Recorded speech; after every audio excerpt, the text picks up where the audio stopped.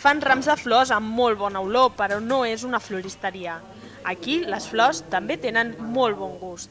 Somos únicos que especializamos tanto en flores comestibles, porque tenemos varios tipos, con flores naturales, flores de azúcar glacé, rosas de chocolate, margaritas, rosas de nube, de gominola, hay muchísimos tipos. Però de totes les flors, aquestes són les preferides.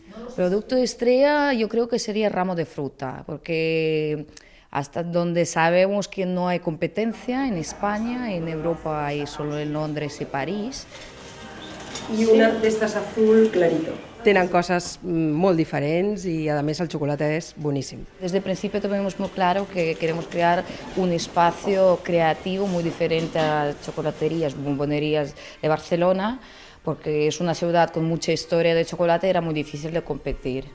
Entonces, y así nos aparecieron las ideas de hacer flores comestibles. A Disfrutesen tenen molt ben guardat el secret per aconseguir que els clients trobin productes diferents cada cop que hi van, però ens donen algunes pistes per descobrir-ho. No vendemos productos, vendemos ideas.